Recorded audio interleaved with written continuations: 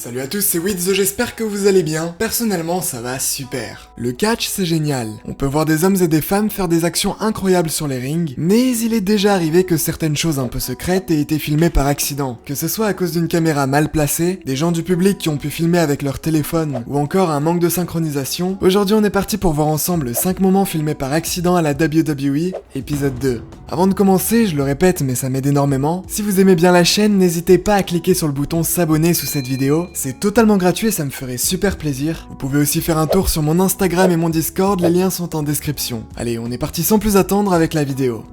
5. Le caméraman complice. J'avais envie de commencer cette vidéo par un moment récent et ça tombe bien, il s'est déroulé le 26 septembre 2021. C'était donc il y a 2 semaines seulement durant le show Extreme Rules. Ce soir-là, il y a notamment eu un match qui voyait le Big Dog Roman Reigns affronter le Demon Finn Balor. Les deux catcheurs vont mener un combat assez intense jusqu'au dénouement final. Alors que Finn Balor s'apprêtait à faire son coup de grâce, sa prise finale qui consiste à s'écraser les pieds joints sur son adversaire, les Usos vont débarquer pour attaquer le catcheur et donc venir en aide à Roman Reigns. Mais Finn Balor va plutôt bien réussir à se défendre en faisant passer l'un des frères Usos à travers la table des commentateurs et en envoyant aussi Roman Reigns à travers une table. Malheureusement, à 3 contre 1, c'est difficile de tenir longtemps, et Finn Balor finira par se prendre un spear monstrueux à travers les barrières de sécurité. C'est alors que l'arène va tourner au rouge et Finn Balor va se ressusciter. Après avoir remis Roman Reigns dans le ring, il va monter sur la 3ème corde afin d'essayer une nouvelle fois de faire son coup de grâce, sauf que tout ne va pas se passer comme prévu puisque la corde sur laquelle il se tenait va se briser, ce qui le fera chuter sur le ring et perdre le combat peu après. L'effet était assez surprenant, c'était à se demander comment est-ce que cela avait bien pu se passer. En me baladant sur les réseaux sociaux, j'ai tout simplement retrouvé différents angles de caméra du moment en question, filmés par les fans qui étaient présents dans l'arène.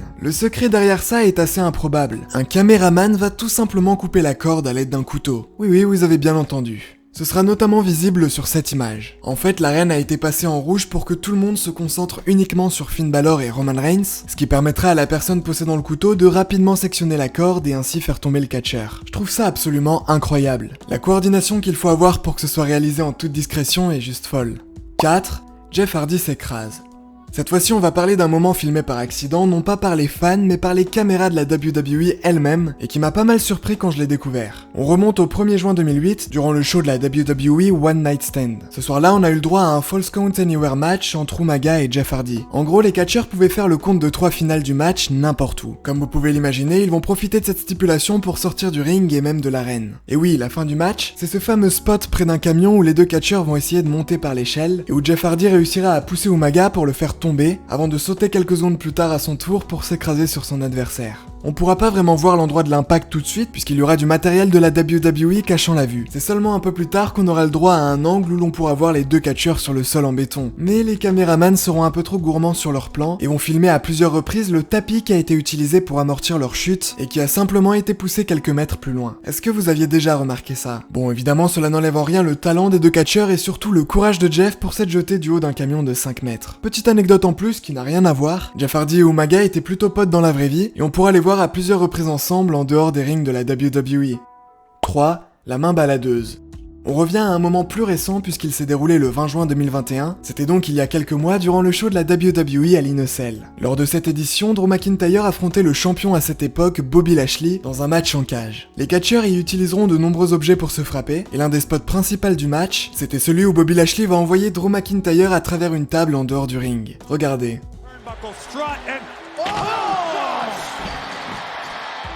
Et là, il vient de se passer quelque chose. Est-ce que vous avez eu le temps de voir ce qui a été filmé par accident? Ceux qui ont vraiment le sens du détail auront remarqué une mystérieuse main apparaître. Pour être plus précis, elle va sortir de sous le ring afin de décaler les débris issus de la table en bois qui venait tout juste d'être brisée. Je sais pas ce que vous en pensez, mais je trouve ça hyper perturbant de se dire que durant tout le match, il y avait littéralement quelqu'un sous le ring. En fait, il s'agit certainement d'un staff de la WWE qui a repoussé les débris de la table histoire qu'on puisse bien les voir à la caméra juste après et qu'ils ne soient pas cachés sous le ring. Malheureusement, il y aura une mauvaise synchronisation entre le caméraman et ce staff, ce qui permettra à tout le monde de voir cette main sortir de nulle part. 2. La capsule de Roman Reigns. Le 22 février 2016, durant un épisode de Raw, Roman Reigns affrontait Sheamus. C'est alors que Triple H va débarquer dans l'arène avec pour objectif de détruire Roman Reigns. Les deux catcheurs vont ainsi s'affronter en dehors du ring de façon assez violente, et à un moment, Triple H va saisir la tête de Roman Reigns afin de la frapper à 23 reprises contre la table des commentateurs.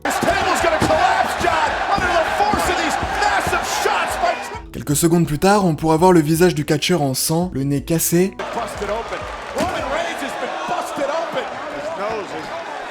Et Triple H continuera son acharnement avec 24 coups de poing dans le visage,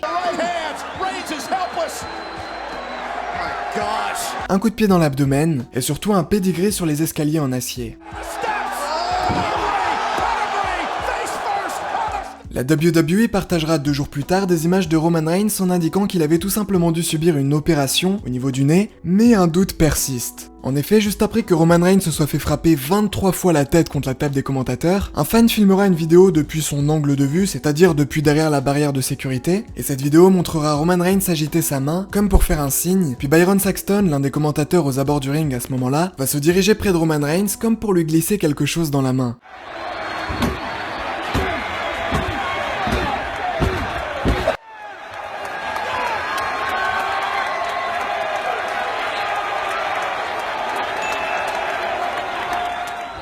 Juste après, Roman Reigns se refermera sur lui-même, il mettra ses 2 mains sous son visage, et on pourra plus vraiment voir ce qui s'y passe. Beaucoup de gens disent qu'il s'agit d'une capsule de sang, en gros une mini poche remplie d'un liquide rouge, que Byron Saxton aurait donné à Roman Reigns, afin que le catcheur puisse s'en appliquer sur le visage, et donner l'impression qu'il s'est cassé le nez. Qu'est-ce que vous en pensez? Est-ce que Roman Reigns s'est vraiment cassé le nez et a subi une opération, ou bien est-ce qu'il s'agit d'une capsule de sang? Cela n'empêche pas que le moment a été impressionnant, et surtout, ça nous a permis d'avoir ce tweet bien classe de Roman Reigns en backstage, avec sa serviette pleine de sang qui disait, en rapport avec Triple H, désormais ce n'est plus un jeu.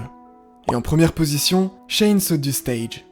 On termine cette vidéo par un petit moment, enfin le moment en lui-même est juste fou mais c'est un angle qui va poser problème. On est le 27 août 2000 et ce soir-là avait lieu SummerSlam. Shane McMahon affrontait Steve Blackman et vers la fin du match, les catcheurs vont sortir du ring puis se diriger en direction du stage avant de commencer à y grimper. Shane essayait de monter mais Steve Blackman le suivait de près juste en dessous avec un kendo stick. Une fois arrivé au sommet, Steve va frapper Shane au niveau du dos et ce dernier finira alors par faire une chute absolument monstrueuse. Le moment sera évidemment repassé en boucle avec plusieurs angles de caméra différents et le problème va survenir lors du dernier replay. On pourra voir Shane chuter et atterrir sur la fameuse zone, sauf qu'en repassant l'extrait au ralenti, le léger rebond pour l'amortir sera visible, ce qui réduira un peu l'effet impressionnant de cette action. Bon, il faut quand même reconnaître qu'il a chuté de 15 mètres et en plus le dos tourné, ce qui bien évidemment mérite un immense respect. Par la suite, Steve Blackman redescendra de quelques mètres et se jettera à son tour sur son adversaire, ce qui lui permettra de battre Shane McMahon et de remporter le titre hardcore de la WWE.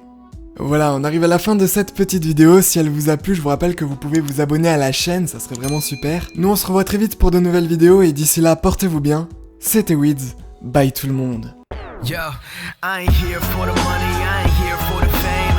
Though it might be nice to own a jet plane, I'ma do it all for you. Come along and see it's true, but the world is pretty cold. You might need a sweater too. I'ma put a ride on ya, kid from California, trying to make it in life. In school they never taught ya.